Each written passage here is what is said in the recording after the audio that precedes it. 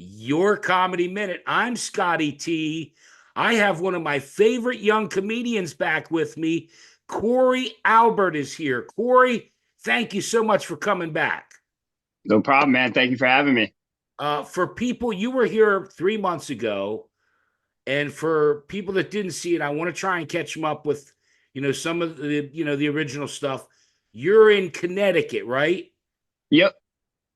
If I remember right, Lebanon, Connecticut, is that right? Yeah, I grew up in Lebanon. I lived down the street in Basra. Okay, Lebanon, Connecticut, and your original description was that there was a lot of cows. Yep.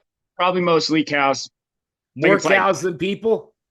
pretty much. I think it's like 6,000 people live in Lebanon. And you It's probably denied that like you 10 and you farms. denied that you were dating a cow. No cows. Not dating any cows. That's not what I heard, but we'll go on. So a great time in Canada, and then you just kept plugging along, right? You're just doing clubs, and I know Peaches Rodriguez is one of your. Is that right? Yeah. One of Peaches. your biggest She supporters. she was the first actual show I ever did was for featured on Peaches headline. And Okay. I was so nervous, and she was just like super like, "You're gonna be fine," and she was like calming me Yeah. down. And Since I got to know you and we did the first one, I started following her, and she's amazing. What I didn't realize is what a great dancer she is. She's an amazing dancer. she's crazy. She's been in magazines. She's been all Yeah, over I the had no idea. I Yeah, watched she the video and I said, "Damn, this lady's amazing." definitely. I don't know how she So does all the stuff she does. yeah, well, she's really cool. But I also wanted to talk because I saw something. The first person to ever put you on a bill. Who's that? There was the fellow. What was his name? My friend Jeff Wade, Jeff he put me Wade. on the Okay. Peaches show. He runs a show out of Comics Roadhouse in Mohegan on Thursday nights. Okay. And yeah, I linked up with him through like a mutual friend, and he was just like, "Hey," like I was doing open mics, like Funny Bone, like Okay. every second Sunday of the month or whatever it was for like 2 years, and then somebody was like, "Hey, I know this guy." Send him a message. Sent him a message. He saw a little bit, and he was like, "Dude, come on the show." And Cool. amazing. Like I owe a Okay. lot to him. Let's start. It was Kill Tony, which I just want to say this to you because, and this is true. Obviously, I'm an old curmudgeon. I'm, probably 30 years older than you. I did not know Kill Tony. I never heard of Kill Tony till someone brought it up. I was doing one of these and I had no idea what it was about or how popular it was.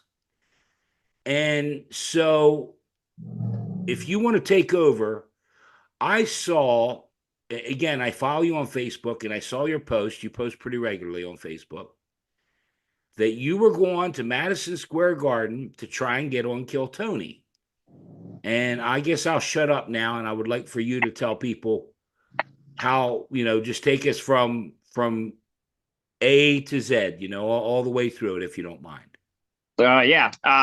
Well, I started planning for it like a couple weeks before it, Okay. and I was kind of like, I was kind of getting like, should I keep doing comedy? Like I was really Oh, in that okay. mindset where I was like, should I stop? And then I told my friends, and this is like 100% true. I was like, if I get on Kill Tony, I'm gonna keep going. If I don't, maybe I'm taking a break for a while. Okay. And Wow. so I was like, whatever, I'm going to go out to Kill Tony on, Friday night. It was whatever day Friday was. I don't know, the And 11th, it whatever. was Gil I got Tony's there there. at like 12 o'clock, got in line. Okay. There was like 10 people in line. Basically, you put your name on a piece of paper and you put it in a bucket and they pull All it. right. So the line didn't matter as long as you're in the first like 100 people, your chances are all the same. So I got Okay. there was like 10 people in line. I'm just hanging out with all of them. By the time they opened the gate to sign up, there was probably over 400 people lined up Yeah. to sign up. So we got in, signed up. We were making jokes the whole time, like, yeah, we're gonna get picked because we did like the odds, and it was like a 1.75% chance we're gonna get picked. So we were Okay. just cracking jokes the whole time. We're like, yeah, it's not gonna happen. Let me just stop you real quick. Were you there with another comedy friend, or you were just talking to people in the line? just people in the line. I made a bunch of Okay. friends in the line. Everybody Okay. was so cool.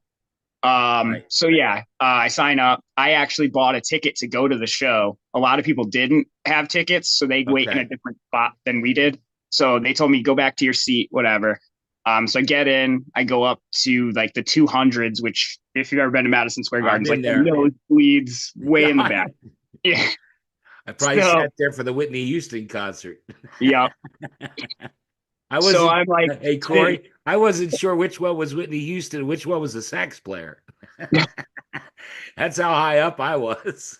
Yeah, you can't see much from up there. I was Yeah, relying on the I know. monitors for a lot of it. Okay. So catch me out just because I'm curious. I'm curious as hell about this whole process. The show's going to start at what, at 8? It started at I think at 7 o'clock. Okay, 7 o'clock. So about 6:30 or whatever, you're told to go to your seat. Yeah, I think it was like 5:30. Signups were at like Okay. 4:30, and then And the line I now don't know. is because believe it or not, Helene Witt, who was on this show, was in that line, but she was in the wrong line or something. Oh no.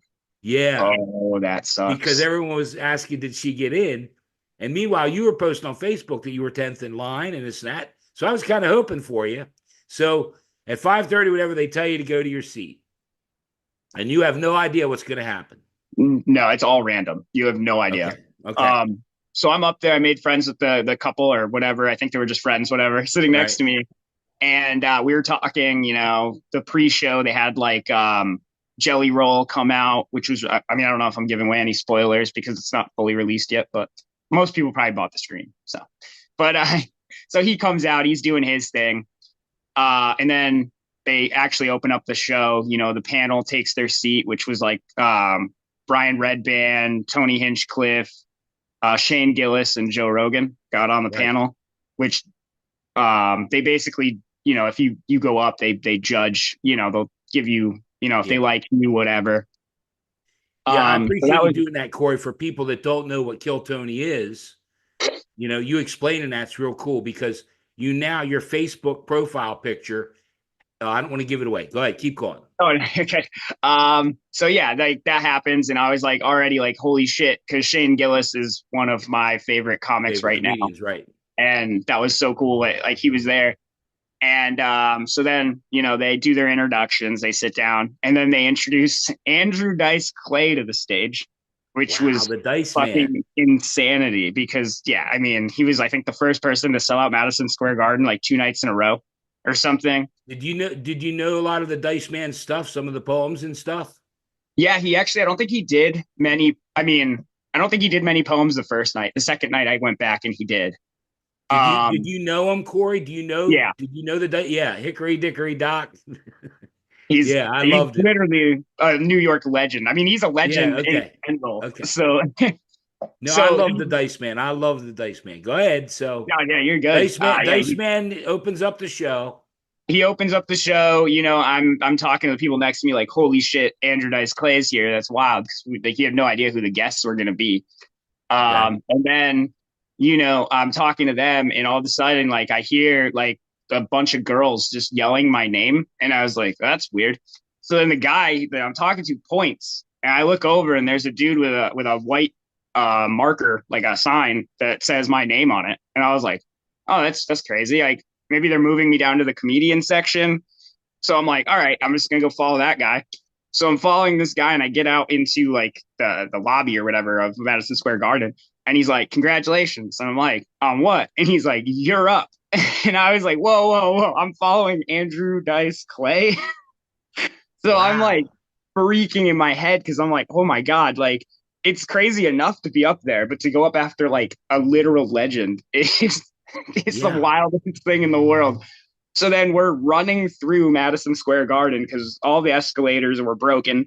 Okay. There was no elevators. So we're like running downstairs all the way from the nosebleeds. Security's like, you can't go through here. And he's like flashing his badge. He's like, no, we got to get to that stage. So Okay. we're like sprinting through all of this. And I finally get to like this, I guess it'd be like the tunnel where all like the people hang Yeah. out I'm before the familiar with show it. or whatever. It's like a garage. Yeah. And I literally get there out of breath, like panting, trying to go over everything in my head.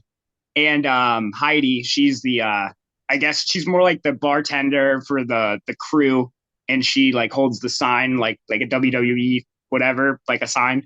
Kind of like Um, a stage manager would be at a rock show or something. Sort of. They have her as like the ring girl, I guess you would call it. I don't Yeah. know the best word for Ring girl. whatever. Okay. Yeah. So she's waiting there with like a water and like talking to me and like calming me down. And she's like, "You're gonna do fine. You're gonna do fine." And then his stage manager came over and she was like, "How long have you been doing comedy? Whatever." Because I guess a lot of people sign up that have just never done it, or they Right. just, they have nothing planned at all. I've watched And some of the episodes and you can see some people get up there that are just horrible. yeah, so we had a couple that came up that did never even talked in front of people, but Okay. yeah. So I was like, like around 6 years, whatever. And she was like, "Oh my God, thank God, finally a real comic." And I was like, "Okay, that's cool." And then I'm sitting back there for like 3 more minutes. Andrew Dice Clay just finishes, like, kills this entire freaking arena, Right. and he comes off the stage. I don't remember exactly what it was, but it was something along the lines of like "Give him hell, kid," and I was Right. like, just holy shit, he's inches from me. And then they Okay. call my name over. Tony yells it over the announces it, and it was the craziest thing to just hear your name like in a Sure. huge stadium. so Okay. uh, Do you so yeah, mind? Can you do the whole minute that you did, or do you not want to? I can try to. It's usually weird when I'm doing it like one on one, but I can try. You could I go try. into I like mean, a that's. whole I just new thought it might mode. be cool because okay. In other words, you got us. You're getting up. Yeah. Wait, maybe I jumped ahead. Did they talk to you first? No, you go right to the mic, and as soon as Okay, you well, that's what I up the thought. microphone, as soon as you pick up the microphone, you have 60 seconds to tell your jokes, Right. and then they talk to you after. All right. Uh, So, so yeah, I ran up to the mic. I'm shaking because like when you're going up there, you're like see the people as you're going up the stairs, and yep, it's just I've left, been there. right, up, down, people everywhere because it was sold I, out. I I think I've been there. Go ahead. 16,000 people, I think they said were there. Yep. So yeah, I get up there. I start with, I'm like, "What's up, Madison Square Garden?" Because like, how many times in your life are you ever going to be able to say that? Okay. Okay. So then, yeah, I went into my Holocaust joke. I was like, I'm recently single, which sucks because dating now is the hardest time in history. I say it's harder to date now than it was during the Holocaust. At least when you dated during the Holocaust, it was really easy to get a girl's number. Right. Then look at my arm and got Yeah. immediate reaction from like everyone. And I was like, "All Okay. right, sweet, I got this." So then I went into a 9/11 joke because again, I'm like, how many times am I ever gonna have this opportunity? Okay. So I was like, the worst thing about being single is, you don't get blowjobs anymore, and blowjobs are my favorite thing. I still remember my first blowjob, and the only reason I remember it is because of the day. It was a day I could never forget. September 11th, 2001, fifth grade, under the bleachers. And it was like, I think this chick had some sort of fixation on tragedy because she looked at me and said the towers aren't the only thing going down. And then she went down. Right. And I don't know how long she was there for, but I think we already invaded Iraq. And then I think I got cut there. I got cut before I finished the joke because they have a meow noise that plays. Okay. All And I right. froze when the meow went off, where I could have finished, but I froze long enough for him to start talking. So I kind of ruined it. But I got enough reaction out of it Yeah, compared to you like were far most enough other along. people. So I was like, I felt a little okay about it because I was like, all right, well, it still hit. Right. It still went way better than a lot of people do on there. Right. so so yeah, then they talk to you after. I watched And the video and Joe I Rogan don't gives want to a, give it away, but you posted a TikTok video that somebody made where Joe Rogan is talking to you. Do you want to talk about that? yeah. So yeah, like right after I finish, you can see Joe Rogan. He kind of gives me that like okay face, like that was all right, and I was like, nice. But yeah, then Right. they're asking me like, where I'm from, and I was Yeah. like, Pickett over by Mohegan. And I know because I watch a lot of Joe Rogan's podcasts and Yeah. stuff that Joe Rogan does not like Connecticut. A lot of comedians Right. don't. Joe Rogan's one of the most vocal. So I was like, Connecticut. And I'm like, I know you don't like it, because I was like nervous as hell up there, like talking to legends and wild. So, I gave Joe Rogan that way to segue into his bit about Connecticut. And yeah, he was calling it a highway. Like it's basically a pass through state. Yeah. It's not a real state. I agree. I hate Connecticut. But yeah, so he went on to his bit about it. Um, and then they were like, they're asking like what are your hobbies? And like I froze again. Because I'm like, yeah, I wasn't like like I should have researched the questions they ask more.